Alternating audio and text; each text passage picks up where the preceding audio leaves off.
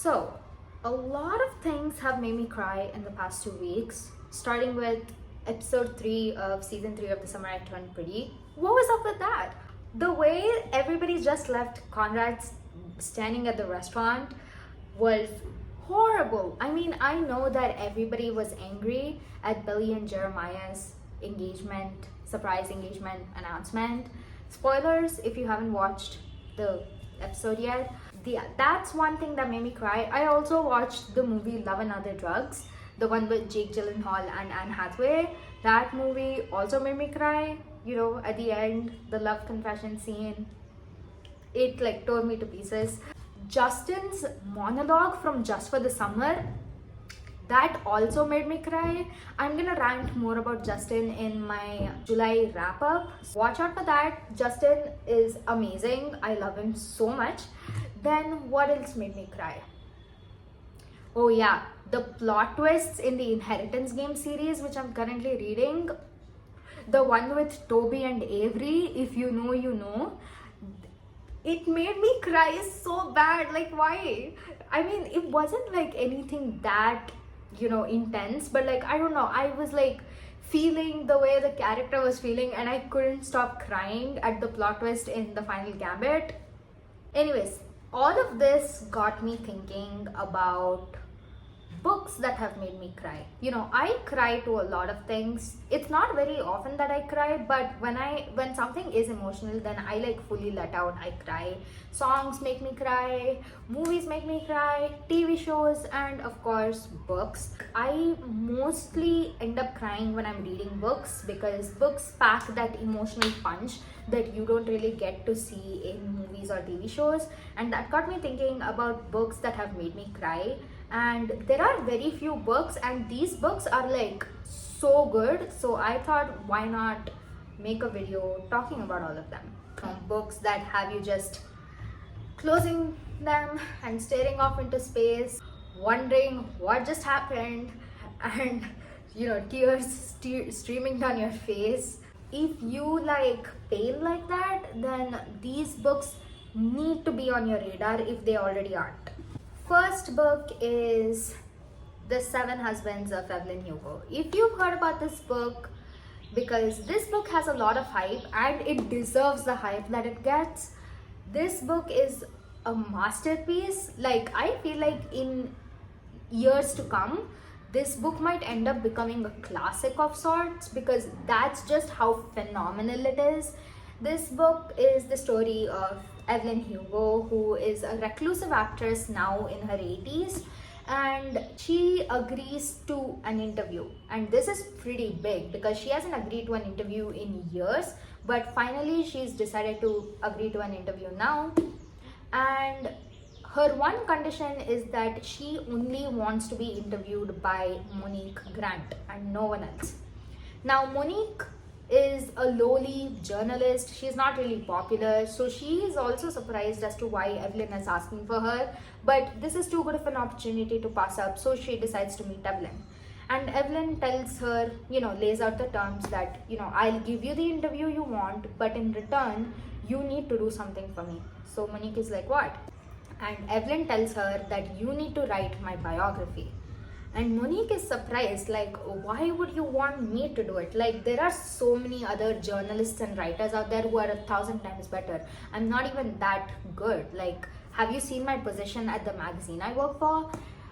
Evelyn is like, I know everything about you. I know what work you do, but I still want you to be the one to write this. And Monique is like, but why? Because obviously, like, you are not that popular for journalists, so why would this like world famous actress ask you to write your biography? Monique is like obviously curious. Then Evelyn is like, okay, let me explain my story to you, then you'll soon find out what the deal is about.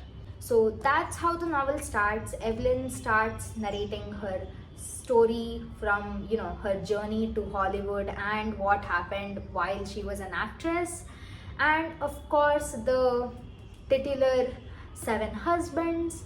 You see why she married 7 husbands, for what reasons, and there is an incredible love story throughout all of this that will just steal your heart. And the ending of the book, sometimes like if I'm bored, I usually like go to my bookshelf, pick up this book and like read the last 2-3 chapters of this book, just for the sole purpose of like wanting to make myself feel something, because the ending, it is so emotional. It still makes me like want to cry every time I think about it. Like, the plot twist when you realize why Evelyn wanted Monique to interview her, it is so heartbreaking. I kid you not, you're gonna sob your eyes out. Even if you think you aren't, you're going to, because that's what I found myself doing in my bed at 10 o'clock in the morning, reading this book, sobbing my eyes out, sobbing so hard that my dad burst into my bedroom and asked what was wrong. This book is one of the most emotional books I have ever read, and it is passionate and the characters are amazing. Like, Evelyn Hugo is inspirational, you guys. Like, she's not even a real person, but you still feel like she's someone real as you're reading this book. I think this book is being adapted for screen, but like there's no news as to who is going to be cast or anything. It would be amazing to see somebody bring this book to life. This book deserves all the hype, and if you haven't read this book yet, read it. I'm begging you, like, if you are going to read a book from this video, this is the one you should read. So the second book on my list is They Both Die at the End. That's it. Like, what more do you need than just the title? The title literally says that both the characters are going to die at the end. This is not a happy story, obviously, but if you guys don't know what I'm talking about, I mean, you probably should. This is one of the most popular YA books out there. But if you don't know what this book is about, then let me tell you. It is set in this futuristic-ish society where every person gets a call from, I think it's called like death something. People in the city, I think it takes place in New York or something like that. People get a call from this agency of sorts stating that you're gonna die in the next 24 hours. And it's actually true. Like, you actually do die in the next 24 hours. So in this book, two particular characters, Mito and Rufus, they both get the call stating that, you know, you're gonna die in the next 24 hours.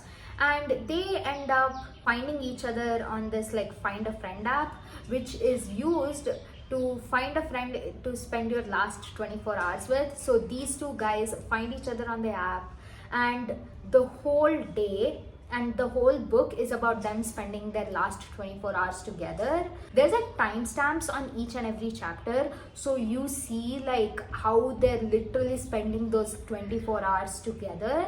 And the ending is so devastating. It broke my heart. I still remember the ending to this day, like how and what happened. And obviously it's not a spoiler, these two characters do die at the end. So like, when that happens, even if you think you aren't gonna cry, this book is gonna make you cry, I promise. And now that I'm thinking about it, I want to go back and reread it. And you know what the worst part is? The author has written other books in the series. There is other books like the first one to die at the end. I'll put up the pictures if I find them. Like, he's written like books where people like die like this. Like, it is so frustrating and heartbreaking. I mean, just imagine if you got a phone call that said that you would die in the next 24 hours. What would you spend your 24 hours doing? That is so, you know, painful to even think about. Like, I would never have come up with a proper answer if I'd been issued a warning like this. This book really gets you thinking about how short life is. Makes you wonder whether the things you're doing in your life are truly what you want to be doing in the long run. Are they gonna make you happy? This book was just heartbreaking. The last sentence of this book, I feel like crying right now just thinking about it. So I'm gonna stop talking about this book. I hope like you guys read all of these books, to be honest.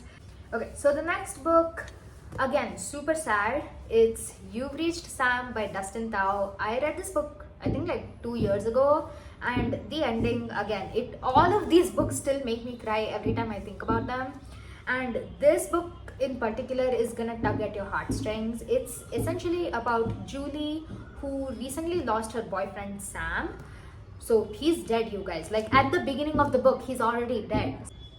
So Julie is like grieving and hurting, and she's not quite ready to move on yet.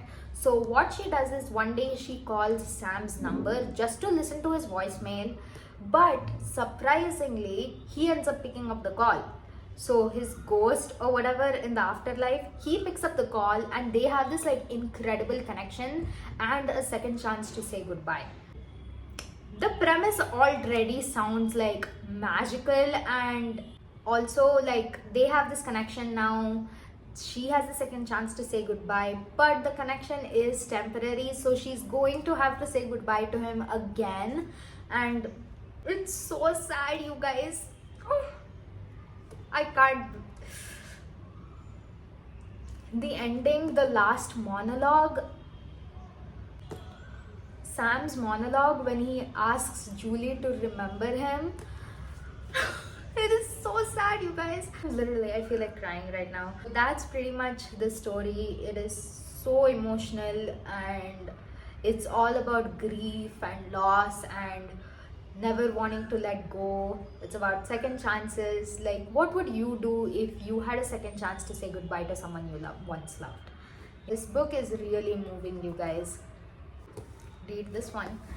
I mean, or read all of them. I'm gonna keep saying that over and over in this video, so might as well get used to it. The next book, if you're looking for something that's not quite as emotional but is still gonna tug at your heartstrings, then you need to read Still Beating by Jennifer Hartman. And yes, this is a dark romance. Yes, it is adult romance, so like there's a bunch of trigger warnings that you need to be aware of before jumping into this book. It's essentially about Dean and Cora, who've known each other since high school, but they hate each other. And to make matters worse, Dean is engaged to Cora's older sister.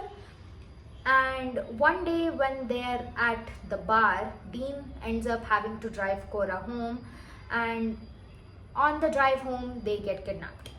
And when they're kidnapped, you know, they wake up and they find themselves in like this really gory basement, and they have to rely on each other to get out.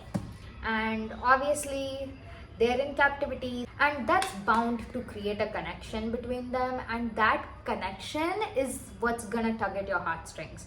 It is so intense and so pure, and I get the fact that like Dean is engaged to Cora's sister, but honestly that's like, just wear your rose-colored glasses on and read this book. I promise you, you will love the story between Dean and Cora.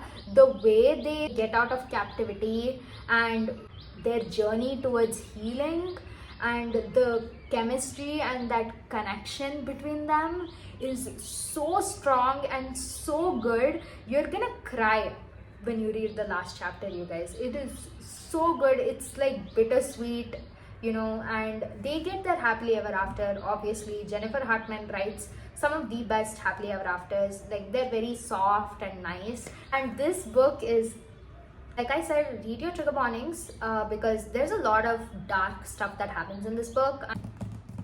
Go into this book knowing that it's pretty dark, but you will get your happy ending. It's one of those books, you know, like I think about this book to this day. Like, I remember every single thing that happened in this book. I read this book like over 3 years ago.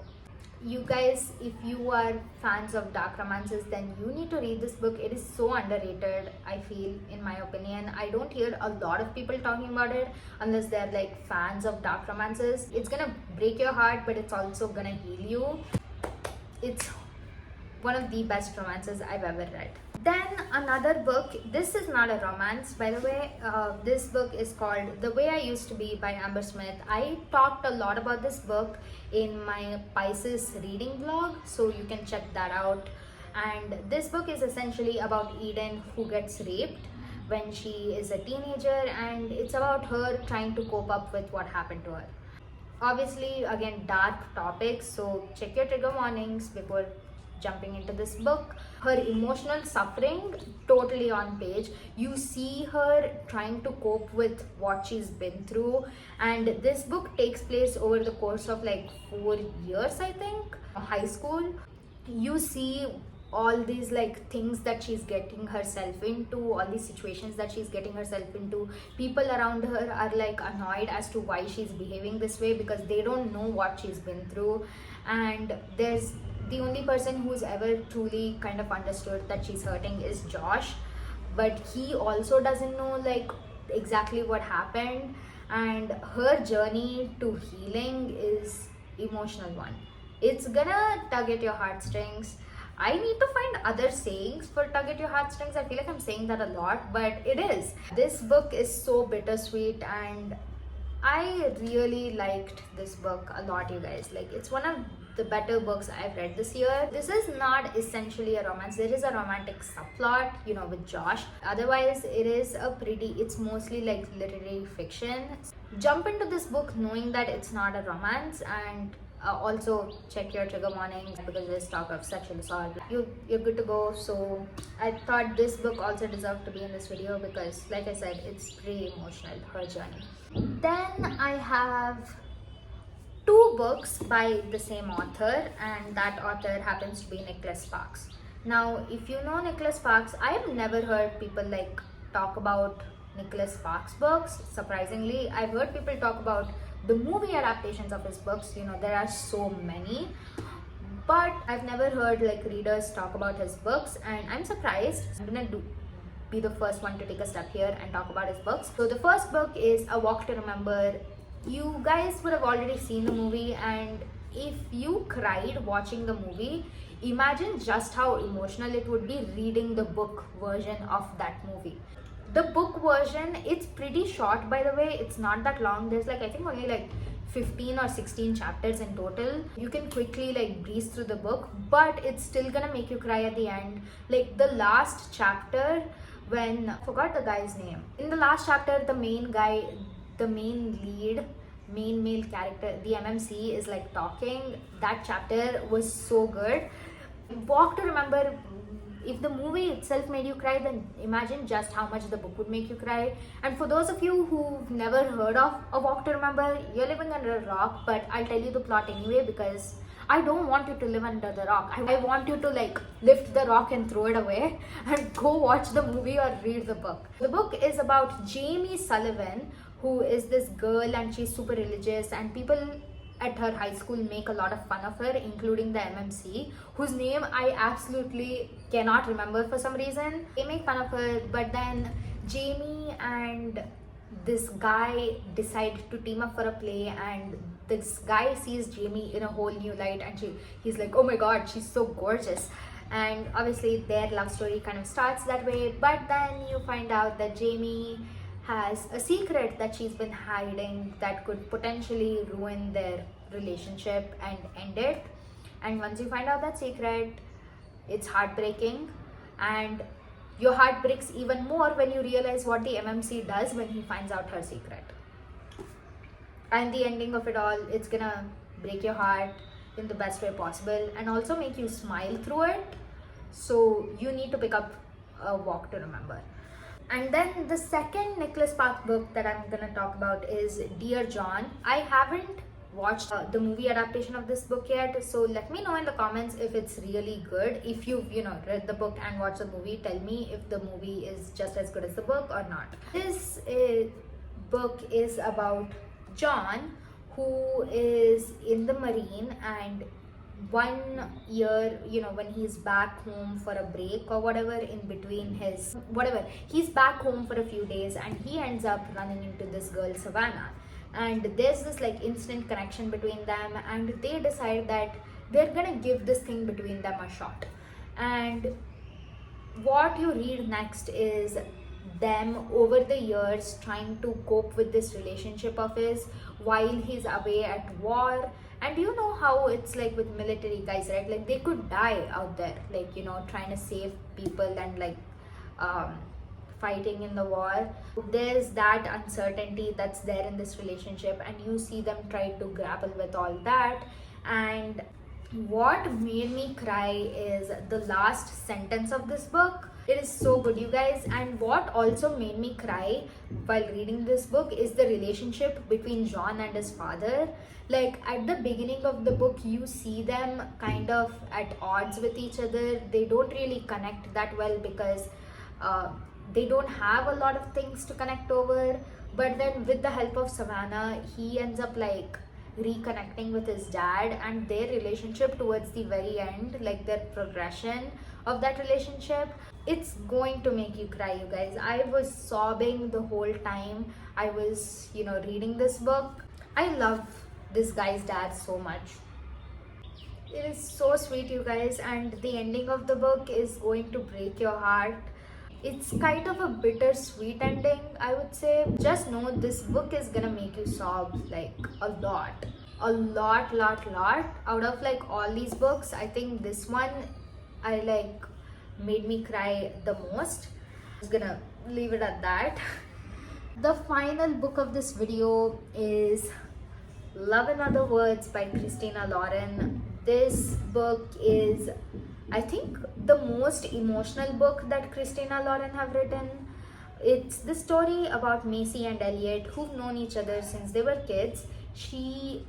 Macy owns this like house in the small town that Elliot lives in, and she often goes there during the summer, and that's how they meet and become friends. And over the years, their friendship turns into romance. But when they are 17, I think, something happens that is so devastating that Macy cuts off all contact with Elliot and doesn't speak to him for like the next 12 years. In the present, they're now like adults in their 20s. They happen to run into each other again in the city, and Elliot is like, wow, here you are, like, why did you stop talking to me? Why did you stop calling? Why did you never like come to the town again? And she doesn't tell what happened. She doesn't really want to reveal it. It's essentially them now in the present trying to rebuild that connection, and also trying to figure out what went wrong in their relationship that led to this long falling out, long decade of silence. The book is told in dual timelines. So every other chapter in the book goes back to the past, when you see them as kids falling in love, becoming friends, falling in love, and eventually what leads to the fallout. And in the present, you see them meet each other again, reconnect, and figure out what went wrong and how to fix all of it. And when you find out the reason why Macy cut off contact, it's gonna take you by surprise. It took me by surprise. I did not even see that coming. Honestly, it justified why she left him. You guys need to read the book to find out for yourselves. Obviously, I'm not gonna spoil it. When you find out why they had a falling out, you guys, it's one of the most heartbreaking plot twists out there. It's a romance through and through though, so obviously you're gonna get your classic happy ending, and the ending also super cute. Both the characters are super cute. The way they talk to each other, the connection between them, you can see that even with all this time, it hasn't really faded. That spark is still there. You see them coming to terms with the fact that, yeah, well, I've always been in love with you. It's always been you. It's truly emotional and heartbreaking, but also you'll feel happy at the end because it's a romance and it has a happy ending. That's it for this video. These are the top 7 or 8 books, I think, that shattered me in the best way possible. I would love to know what books made you guys cry. Drop them in the comments and I'll be sure to check them out, add it to my TBR, read them. Don't forget to like this video if you enjoyed the book recommendations, and subscribe to my channel for more videos like this in the future. And if you want more emotional wrecks like this one, books that are going to make you cry, then keep watching my videos for wrecks like this. Tissues not included, by the way. I will see you guys in my next video very soon. Bye.